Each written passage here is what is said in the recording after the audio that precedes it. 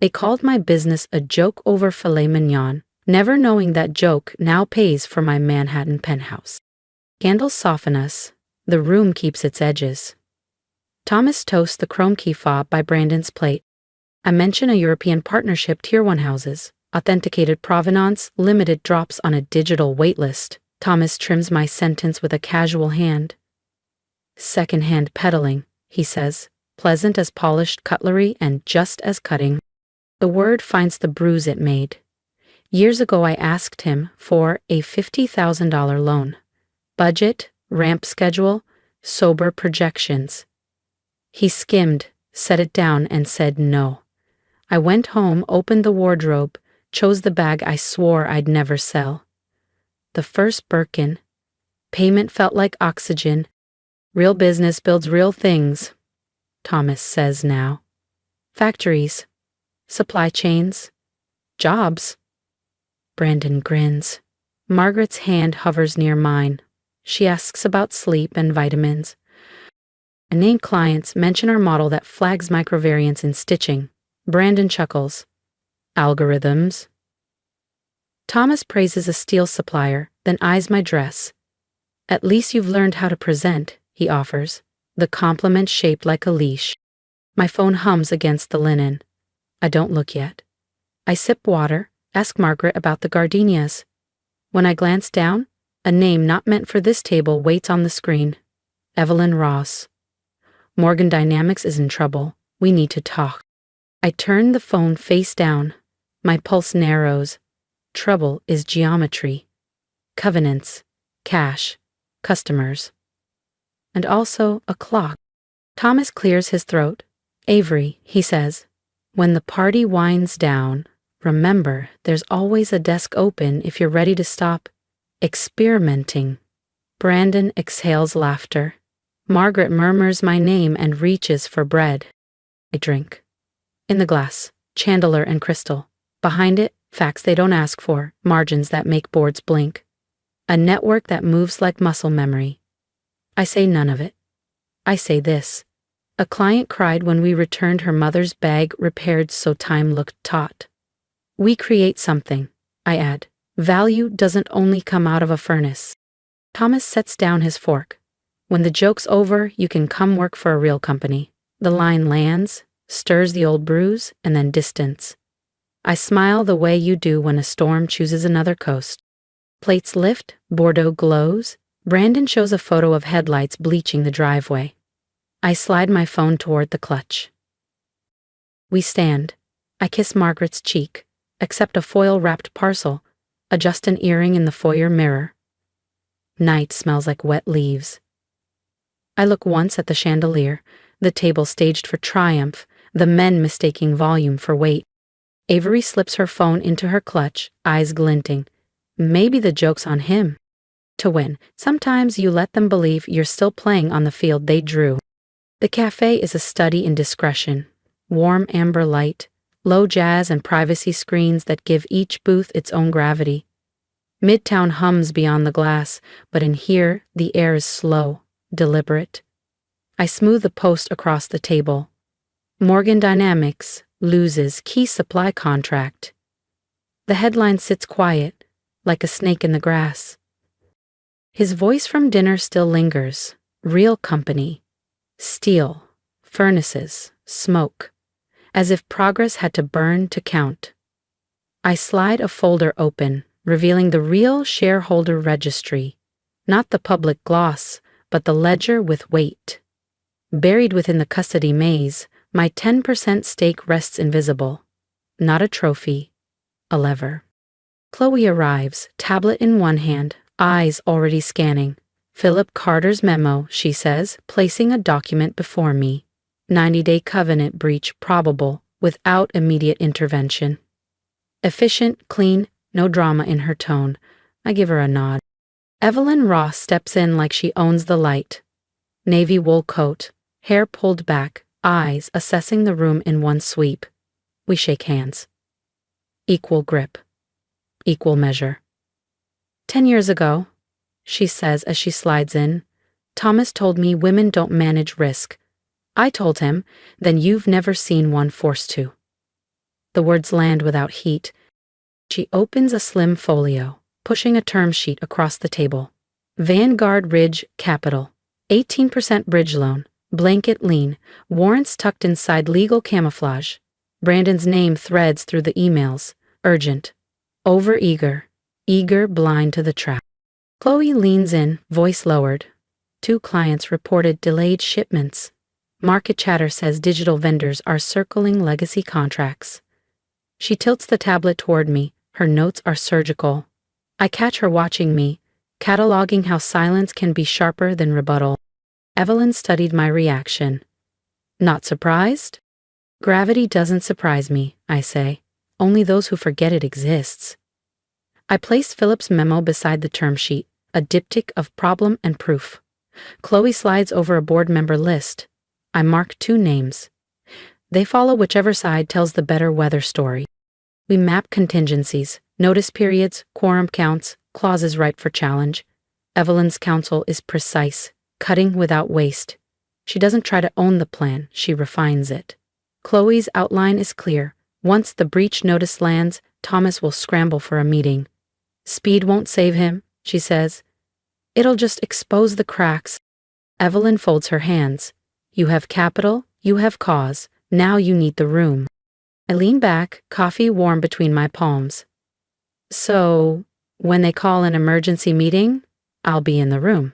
And in control. Chloe asks, what will you say when they realize you're the new shareholder? I sip my coffee.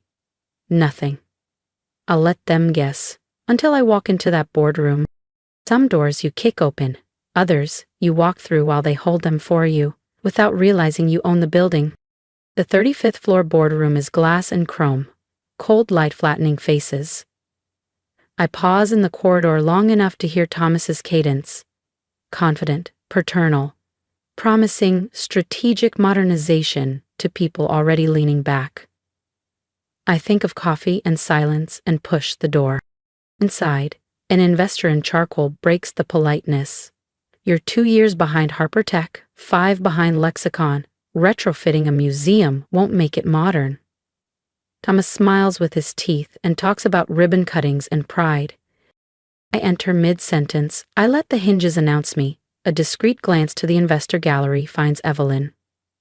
I set my leather portfolio on the table and slide a single sheet forward. Before we spend another breath on slogans, consider the clock. Thomas's voice thins. This is a closed meeting. It is, I say, which is why my 10% stake entitles me to attend and to speak. I tap the registry. Names, blocks, custody notes, my signature, indelible. Murmurs ripple. Philip Carter studies the page, as if it might rearrange into a kinder truth. I open the portfolio, charts, side by side with competitors who move to digital MEB and supplier portals while Morgan Dynamics called webcams innovation. You're losing share because you iterate on comfort instead of capacity, I say. The market is not a patient teacher. A chair creaks. Brandon smirks. We know our business. Your customers do too. I lay down a second document, a term sheet. $75 million via pipe. Immediate liquidity, modernization mandates, performance gates. In exchange for 51% controlling interest and authority to execute. I don't raise my voice. Paper breathes for me. Evelyn sits still. A woman investor folds her arms, measuring posture more than pitch. Thomas laces his fingers. Very theatrical, Avery. But we've already identified a better investor. His gaze flickers toward Brandon. Better hates arithmetic. I let the room keep its temperature. Then present your terms. Thomas clears his throat. We don't negotiate under ultimatums. That's convenient, I say, because this isn't an ultimatum. It's valuation and triage. I page through KPIs like a cardiogram. 90-day covenant breach risk. 2 top clients wavering. A workforce hungry for tools you haven't bought. This is first aid. Brennan leans forward. We have bridges available. 18% with a blanket lien and warrants in the footer? I don't look at him. The kind of bridge you dismantle after you cross. By sending the company into a ditch? Throats clear. Philip's eyes flit to Thomas. The tide turns half a degree. I close the portfolio and set both palms flat.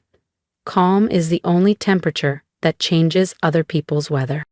Thomas spreads his hands. You're here to embarrass me. I'm here to keep the building from burning down. Under LEDs, he looks smaller than under chandeliers. Install alarms, not applaud hoses. Evelyn's gaze holds steady. This company has survived cycles, Thomas says. It will survive this one. So will I answer, with or without you. Silence thickens. Seconds pass. I slide the term sheet to center. Liquidity tomorrow. Vendor migrations this quarter. Plant digitization in 6 months. Quarterly targets and governance that doesn't flatter nostalgia. Someone at the far end exhales like a tire. Brandon tries again. You don't understand legacy operations. I understand unit economics and entropy, I say, and a museum can be beautiful without pretending to be a factory. I cap my pen and stand. Thomas's smile returns, brittle. We'll review our options, with better partners? Avery, then I'll make it easy. You have 24 hours to decide. Every hour you wait, the offer drops by 1 million. If you think that was bold, wait until you see what happens when the clock runs out. Subscribe now so you don't miss the next move in this high-stakes game. Sometimes the cleanest wins happen when your opponent walks straight into their own trap. Morning sunlight cuts hard across the conference suite's polished table, throwing long reflections into the eyes of the board. I arrive early enough to see Brandon whisper something to Thomas. Shoulders squared, but his gaze fixed on the table's gloss. Evelyn sits 2 chairs down, a slim folder at the ready. Philip Carter hovers near the projector, stack of memos perfectly aligned. I open my leather portfolio, the same one I carried in yesterday, and let the silence gather weight. Let's revisit where we left off, I say, my voice low enough to make them lean in. A 90-day covenant breach risk, vendor attrition, modernization overdue by years. Thomas shifts, the sound of fabric against leather. I slide Philip's memo to the center. Your own finance officer flagged the breach risk 3 weeks ago. Philip nods, eyes on Thomas, confirming the authenticity. The first murmur runs around the table. Next, I connect my laptop to the screen. The email appears, stark against the white projection wall. Brandon Morgan to Vanguard Ridge Capital, subject line bridge loan proposal. I read aloud deliberate. 18% annual interest, blanket lien on corporate assets, warrant coverage on equity, execution by quarter end. I let the words hang, then turn to Brandon. That's not a bridge. That's a noose. Brandon's jaw tightens. It was a contingency. A contingency you didn't disclose to the board, I counter, or to your largest shareholder, me. The pronoun lands like a stone dropped into still water. I cue the next slide, a letter on a competitor's letterhead. From your top client. They'll terminate their contract if modernization is delayed another quarter. The letter is short, brutal, and impossible to misinterpret. Across the table, a director leans back, arms crossed. Another taps a pen against his notebook, slow and deliberate. Margaret watches, lips pressed, but not entirely unsympathetic. This isn't revenge, I say, turning back to Thomas. This is business, and business demands action. From my folder, I produce the pipe agreement, already signed by Evelyn's fund. I place it in front of Thomas, along with a pen. 51% controlling interest. 75 million in capital. Modernization begins immediately. Or you proceed with an 18% chokehold and lose your largest client. Thomas stares at the paper, then at me. His hand hesitates. You've been planning this. I've been preparing to save the company you're about to sink. Silence stretches, broken only by the faint hum of the HVAC. Finally, Thomas signs. The pen's click echoes. I pick up the agreement effective immediately. Brandon Morgan is terminated as Executive Vice President, performance failure and conflict of interest. Brandon starts to speak, but I raise a hand. Your keycard access ends at noon. HR will facilitate the transition. This is absurd, he says, rising halfway from his chair. This is business, I repeat, colder now. Evelyn leans forward, hands folded, and nods once, her part in the play complete. Margaret meets my eyes for a fraction of a second, and in that moment I see something shift. I close the portfolio. Tomorrow, I'll show the world what Morgan Dynamics will become. I expect every one of you to be there. The room is still, the trap fully sprung, and for the first time in years, I feel the balance of power tilt entirely my way. My father used to say justice doesn't exist in business. I just proved it can with a profit margin. The house lights are blinding, but I keep my gaze steady on the sea of faces in the auditorium. Rows of employees, reporters with their recorders raised, and the cool hum of camera shutters create a strange, electric stillness. Somewhere near the middle, Thomas sits stiffly in a navy suit that seems to have aged with him overnight. His chin is up, but the pride he once wore so easily is diluted by resignation. I step to the podium, the click of my heels echoing louder than the polite applause. Good morning, I begin, voice steady. Today marks the beginning of a new era for Morgan Dynamics. Evelyn stands along the side wall with the other board members, her presence a silent pillar of support. I gesture toward the group behind me. Allow me to introduce our new leadership team. 6 figures step forward. Young, sharp, diverse in background and expertise. Their faces carry the energy this company has lacked for decades. I name them one by one, explaining each role, each contribution to the modernization plan. The employees lean forward, murmuring approval at the changes. A click on the remote and the massive screen behind me comes alive. On the left, shaky footage of our outdated factory floor. Dim lights, clunky machinery, workers in worn uniforms. On the right, the crisp rendering of our future facility. Digitally integrated, energy-efficient, sleek. This transformation, I say, is not an aspiration. It is funded, contracted, and begins in 60 days. The European manufacturing deal Evelyn secured flashes across the screen, signed and sealed. In the second row, a reporter scribbles faster. I glance down to the front where Thomas sits. His eyes are fixed on me, unreadable but unblinking. I pause, then bend down to the portfolio at my side. From it, I lift the first luxury bag I ever sold. The leather is still rich, the stitching perfect. The room goes quiet in an instant. I hold it high enough for the cameras to catch. From this bag, I say, I built a business they called a joke. Today, that business owns the company that once refused me a chance to prove myself. The words hang, weighty but calm. I'm not here to gloat, only to mark the truth. The applause starts slow, then builds, filling the air like a tide. I let it crest before lowering the bag and stepping back from the microphone. A reporter's voice cuts through the noise. Any words for those who underestimated you? I smile, slow and measured. Yes? Thank you. You made sure I was ready for this moment. Flashbulbs ignite in bursts, freezing the expression on my face for every business page in the city. The rest of the event flows like clockwork, signatures, photos, handshakes. But when it's over, I slip away to the top floor. My new office smells faintly of fresh paint and ambition. I walk to the window just as the crane outside hoists the new Morgan Dynamics logo into place.